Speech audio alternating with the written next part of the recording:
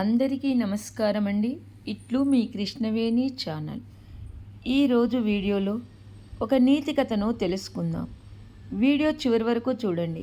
నచ్చితే లైక్ చేయండి. అనగనగా ఒక అడవి. అందులో ఒక పెద్ద రావి చెట్టు. దానిపై కొత్తగా వచ్చి చేరిందో పిల్లకాకి. అక్కడ చాలా కాలంగా నివాసముంటున్న పక్షులన్నీ పెద్దకాకి పెద్దమ్మను చూస్తూ అడలిపోయేవి. కారణం తెలియదు కానీ ఈ పిల్లకాకిని చూసి ముచ్చటపడిన ఆ పెద్దకాకి దానికి తన గూటి పక్కనే చోటిచ్చింది. పిల్లకాకి రోజూ సూర్యోదయానికి ముందే బయటకు వెళ్ళిపోయేది. పెద్దకాకి మాత్రం బారెడు పొద్దెక్కాక నిద్రలేచేది.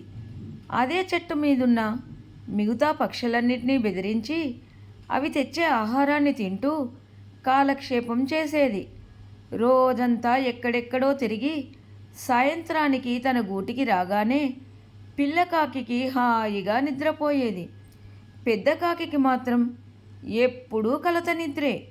ఓ రోజు పిల్లకాకిని చూసి, చాలా రోజుల నుంచి నిన్ను చూస్తున్నా. తెల్లవారక ముందే బయటకు వెళ్ళి చీకటి పడే వేళకు ఇంటికి చేరుకున్న వెంటనే గాఢ నిద్రలోకి పోతావు. నాకు కూడా నీలాగే హాయిగా నిద్రపట్టే మార్గం ఏదైనా ఉంటే చెప్పవా అంటూ అడిగింది పెద్దకాకి. పెద్దమ్మ, అదేమంత రహస్యం కాదు. ఈరోజు నువ్వు నాతో వస్తే నీకు తప్పకుండా నిద్రపట్టేలా చేస్తా అంది. పెద్దకాకి సరే అని పిల్లకాకి వెంట బయలుదేరింది. మళ్ళీ చీకటి పడే వేళకు పిల్లకాకితో కలిసి ఇంటికి చేరుకుంది. ఇంటికి రాగానే గాఢమైన నిద్రలోకి జారుకుంది.